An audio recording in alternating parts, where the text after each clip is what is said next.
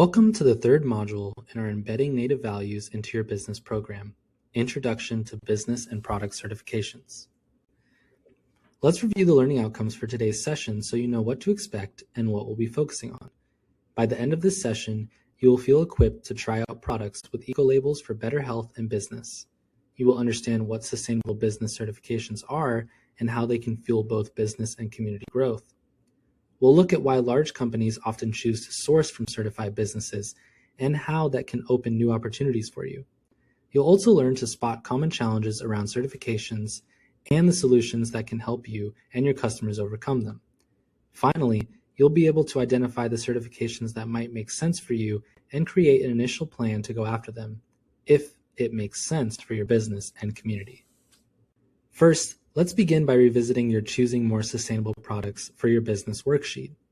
Please pause the video and take a moment to pull up the worksheet so you have it ready in front of you. Once you're set, press play and we'll get started. Hopefully by now you've had a chance to finish up the Sustainable Products worksheet by completing steps 4 and 5, which is where you would have jotted down some next steps for adopting the eco-labels you identified, and then jotted down some of the challenges you expected along the way. Let's take a few minutes to ask yourself some self-reflection questions. What specific barriers might you face when introducing eco-labels into your business? For example, cost, supplier availability, customer awareness, staff training. For each challenge you have considered, what are possible solutions or actions that you could take? Do the potential benefits of using eco-labels outweigh the time, cost, and effort required? Why or why not? On a scale of 1 to 5, how ready do you feel to begin exploring eco-label options for my business? What would help move you to closer to 5? Take a moment to pause this video and reflect on your answers. Jot down a few thoughts before continuing. Thank you for taking some time to reflect. One of the most common challenges we hear about when switching to eco-labels and more sustainable products in general is the potential cost increase of the product or service.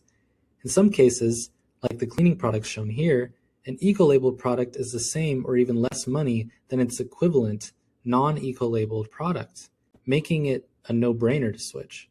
However, this isn't always the case, and when there is a cost difference for a more sustainable product or service, it can make the decision to switch over that much more challenging.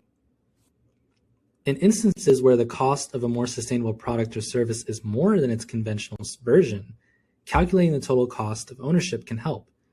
Total cost of ownership, or TCO for short, means taking a look at not only the initial cost of the product, but also adding in the costs that come from the operation over its lifetime. For example, adding in the cost to have it delivered, installed, maintained, and eventually recycled or disposed of. By doing so, you're able to make your purchasing decision based on the actual cost of the product or service over its usual life. And in many cases, this helps to justify a higher upfront cost for more sustainable choices. TCO is especially helpful when trying to justify more sustainable capital equipment such as appliances, IT equipment, building infrastructure, construction equipment, and vehicles. One of the challenges with calculating total cost of ownership is that it can take time to think about and determine estimated costs for these additional areas of a product or service's life cycle. That said, there are publicly available tools that can help guide you. Here are some examples of total costs of ownership, or TCO tools or calculators. The first is a free online platform for calculating TCO for a different type of vehicles. The second is a downloadable Excel spreadsheet that guides TCO calculations for IT equipment like PCs. These tools and others typically allow for some customization to suit your business and potential purchase. Total cost of ownership calculations can even help with justifying new infrastructure such as these solar PV canopies placed in existing parking lot. In fact, the SPLC has a member that was able to use TCO to show that the initial cost of this project was offset over time by a reduction in energy costs, a reduction in parking lot maintenance costs, and a new income stream from integrated on-site solar-powered EV charging stations. Okay. So let's shift gears now and go back to this idea of business certifications. Remember that we briefly touched on this at the end of our last session. Let's start with a small business certification. A small business certification is a formal recognition that a business meets specific criteria, such as a maximum number of employees, annual revenue, and in some cases is owned by a specific underserved community member, such as women, Native Americans, and others. Certification requirements can vary depending on the business certifying them. Unfortunately, there isn't one common set of requirements for small businesses certifications across all governments and those large businesses that we mentioned in last week's session. However, many of them were originally born out of all of the US federal government's definitions and policies. So why would a business pursue this type of certification? Well, as mentioned last week, large businesses and governments often look to source from certified small businesses, and that's in an effort to align their organization's purchasing to its inclusive values, amongst other things. Ultimately, this could translate to economic opportunity for your business and community. To further support certified small businesses, these purchasing organizations often provide free services such as training on their procurement process, business development training, and loans to help level the playing field for small businesses competing with incumbent suppliers and big brands.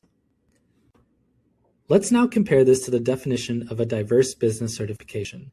A certified diverse business is a formal recognition that a business is owned and or controlled by an underserved community group such as Native Americans, African Americans, women, U.S. veterans, and LGBTQ+ or disabled persons. Becoming certified in this case typically means being able to demonstrate that the business is at least 51% owned by one of those community groups.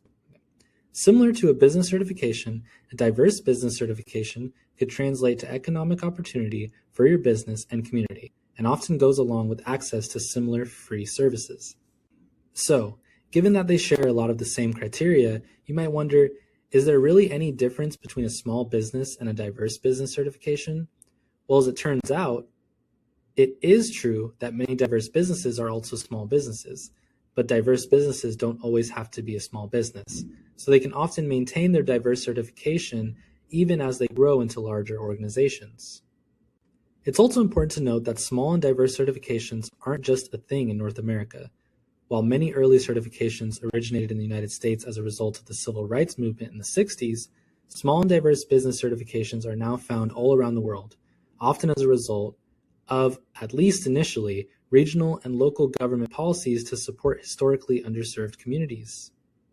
Diving deeper into the Pacific Northwest, we also see that some government-based business certifications can be local in nature.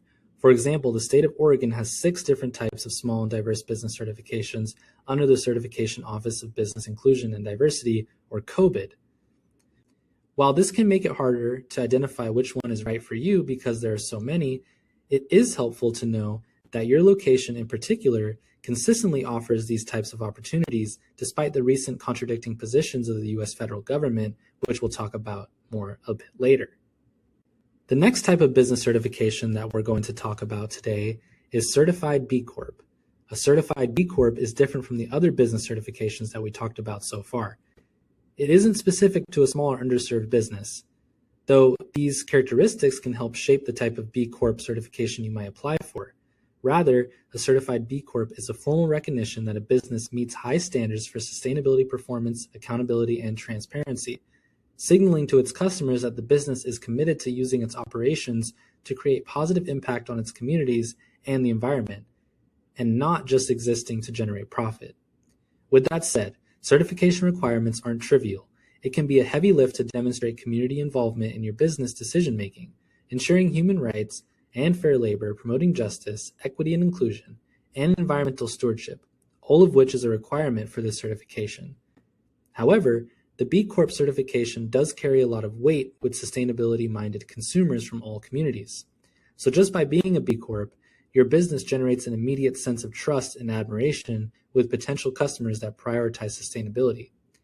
Here are some examples of Native American-owned certified B corporations in the United States, some offering products such as cosmetics, liquor, and one example of service, Indigenous Pact, which offers health insurance for Native Americans. So certified B Corps can be both a goods or service providing business. Let's transition now into certifications that focus more specifically on the sustainability aspects of products that you might produce and sell. These are called product certifications rather than business certifications. Previously, we talked about purchasing eco-labeled products for your business in order to reduce the potential environmental impacts of your business's operations. Manufacturers can use eco-labels after their products have been certified to that eco-label's requirements. Well, what if your business produces a more environmentally friendly product and you'd like to get it certified with an eco-label? Once again, you can rely on local resources to help you do this. Oregon Tilth is a nonprofit that provides training and eco-label certification services for agriculture, personal care, fiber, textile, and salmon products. You can see here all of the different eco-labels that they support. Just as with B Corp certifications, any one of these product certifications carries quite a bit of weight and can help to grow your business and community via sustainability-minded consumers. 10 Stars Farm, a native-owned business in Springfield, Oregon, for example, received their USDA organic certification through Oregon Tilth for their certified organic fruits and vegetables. While all of these certifications present great opportunity for your business and communities to grow, we do not want you to end this part of your discussion without acknowledging that the process to receiving any one of them can come with some challenges. For example, there are varying requirements and processes to become certified across the different types of certifications. To further complicate things, each city, county, school district, university, and corporation typically has its own procurement office and vendor registration process to deal with once you are certified. There's also a fair amount of documentation to collect and prepare for proving your eligibility, and fees can range anywhere from $0 up to $2,000 per year, depending on how large your business is, nor does certification guarantee that you will sell more products or services. While all of these challenges can be overcome should you decide to pursue a business or product certification, our best advice is to not go at it alone. Leverage all of your resources available to more easily navigate these challenges. So let's learn about ways in which you can get support for some of these challenges. We asked our speakers to name some of the best organizations that can help support you while building your business, your community, and potentially pursuing a business and/or product certification. Let's see what Adrian Feynman, CEO Design Director of Cedarstone Design and Build, and Sean Postera, Sustainable Purchasing Coordinator at Multnomah County, had to say. The Northwest Native Chamber was an incredible first coach and ongoing coach, and it's nice that we don't have to be like, we can't pay for you anymore because it's paid for, it's supported and supportive of us. The people that we were paired with through the chamber were in the beginning meeting with us every week, and just the excitement that they had for what and the love that they had of our value and our values and mission, and they were like, what you've got is amazing, like this is going to be so cool, we're so excited about you. That was huge because before then we were just like working in our own little bubble, like, is anyone going to like this? Is anyone going to care? Is anyone going to, believe in this besides us? And so, yeah, the chamber also, we worked with the National Association of Minority Contractors. They were another group that was really supportive in getting our legal stuff figured out, and we're co-bid certified, and in our industry that's matters. And it's interesting because we got that certification probably over a year ago. They said at first meeting we had, they said you need co-bid certification, and I wasn't really sure if we would need it, and we're only now it's coming up, and it's going to be very helpful for us. If I had a Native business in front of me right now, there's two organizations I would recommend partnering with. One is the Oregon Association of Minority Entrepreneurs, because they really want to work with each business and what they bring to the table. And they are champions of diversity, equity, and inclusion. Even in recent times, when I've gone to meetings, this is the most important thing. All of their meetings, they say everyone's in, no one is out, which I really appreciate. Because that's how it should be.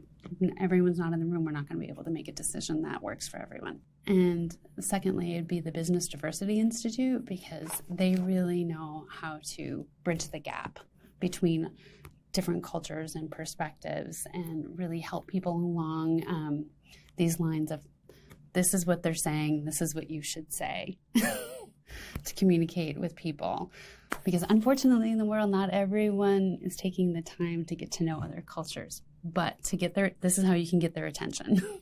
So they have a lot of really good tips and tricks for that, and they have a lot of courses. I would say in the procurement process, we do ask if they're a certified firm, and I think it depends upon what we're purchasing. Like for construction, the construction contracts most of the time will have like a 25 up to 50%, like you must utilize local firms. So for construction, it's much different than goods or services. And that a lot is subcontracting opportunities. So like a huge construction company might get the whole construction contract, but then there'll be benchmarks and goals for that is anywhere from 25 to 50% utilization of local firms.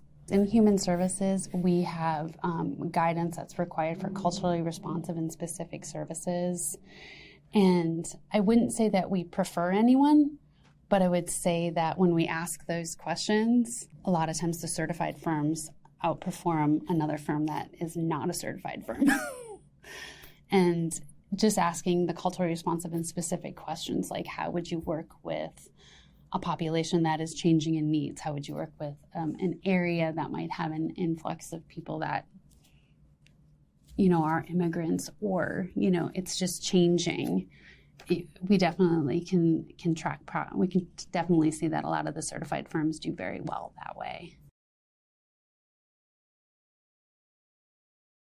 Thank you for watching that video.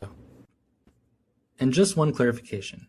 Adrian was saying COBID certification, not COVID certification as it is written.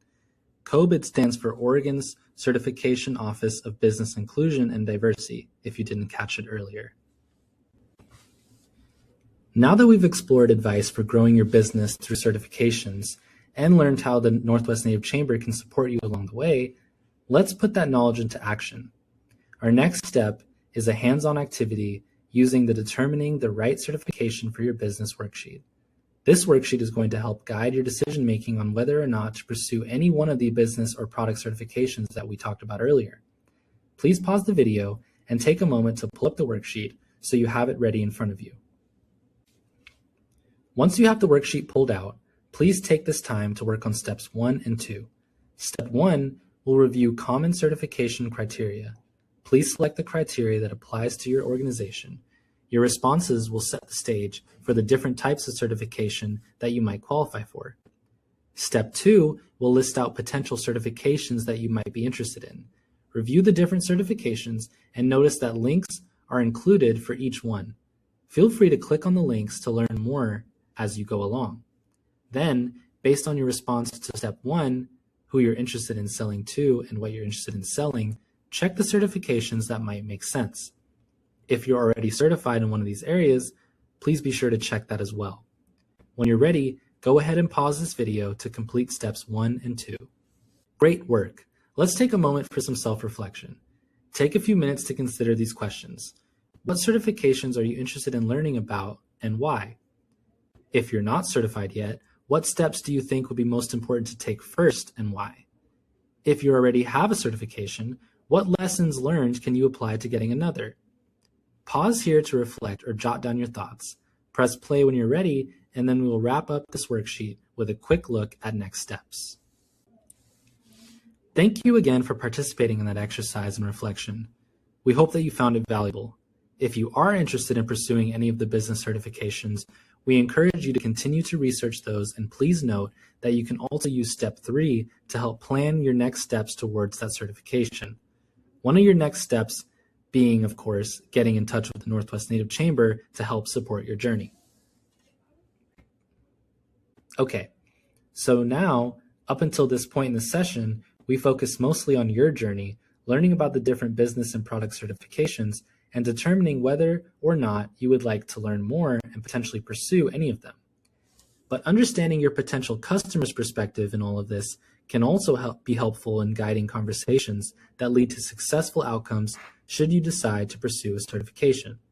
So let's flip our perspective now to those large businesses, focusing on the ones that might be interested in purchasing from you as a small, diverse, and more sustainable business. Governments like the County of Multnomah in Oregon, where our speaker Sean is from, aren't the only organizations that source from certified small and diverse suppliers. Corporations and universities do as well, typically leveraging both government and non-government business certifications, as in the example shown here. Regardless of the type of organization, this practice is commonly referred to as a supplier diversity program.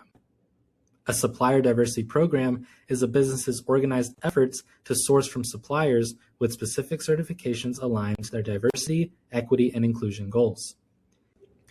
It should also be noted that many times these programs are further focused on sourcing from local suppliers. For that reason, these programs might also be referred to as a small business or local community development program. To keep things simple for today, we'll just be referring to them as supplier diversity programs. In addition to specifying the types of business certifications that are included in their supplier diversity program, organizations that have been successful with these programs typically have an internal management support, including a budget and sometimes the policy to do the needed activities, internal training for buyers and end users to educate them on the program and its benefits, clear goals and ongoing reporting. For example, organizations might set a mandatory goal that at least 10% of their spend must be from qualifying suppliers. And finally, they integrate considerations for certified suppliers into their procurement processes and systems, such as their bids or RFPs. There are also some additional external characteristics of a successful supplier diversity program that you may come across as a potential supplier.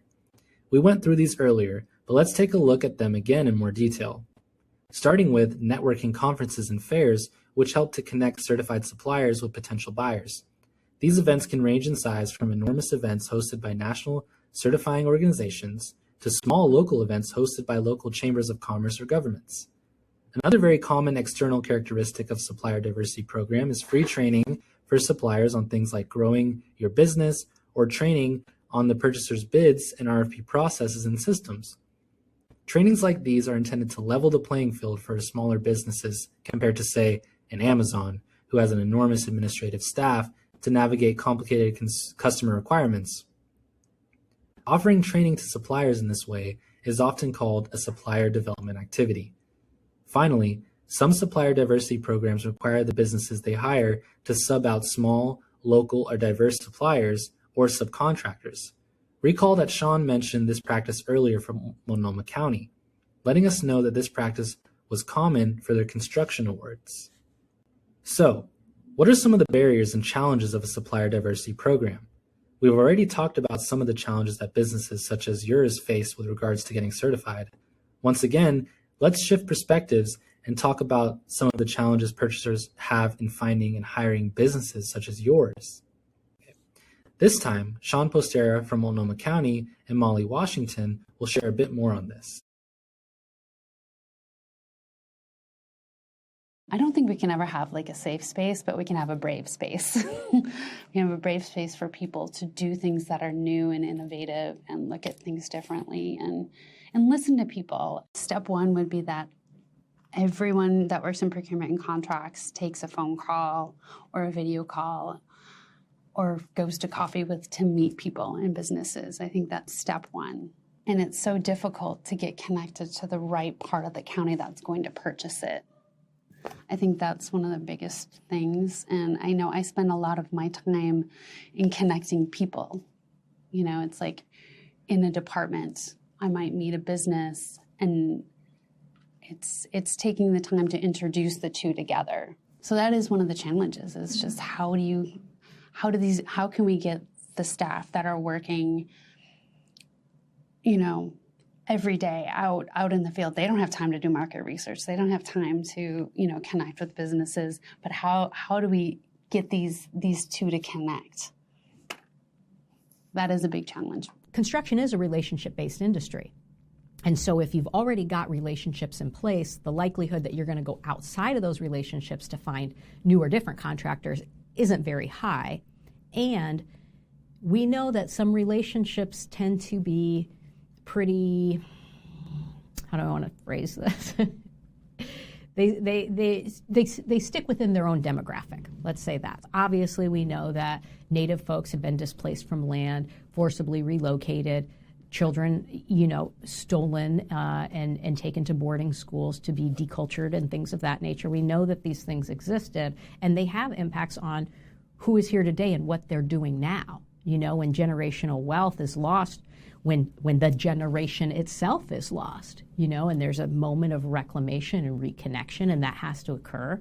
And so sometimes public agencies will make a choice that they want to be part of that solution, part of that correction, right? And I've seen that work a number of different times. Convincing folks that, it's okay to start a new relationship and to build from a new relationship. I think people are scared of the risk of the unknown, and they put a lot of value and weight on a possibility of something happening that wouldn't be good, as opposed to balancing out the things that they know to be true and the facts of the history of a company. They're weighing so heavily that this contingency, this thing that might happen, and there's bias at play. And whether you're going to ever get people to really understand their own bias and try to actively work against that, actively work against their own socialization is a question, right? Some might, most won't. Anytime you enter into a project, there's an unknown because it's starting and you're relying on people to be able to perform the work they said they could perform. You're relying on them to be able to do it for the number that they committed to. You're relying on them to meet the schedule. And so that's always going to be an unknown. You're basing your belief that they can do it on your history. And I think that there can be new history made and new relationships developed, and that would be good for anybody.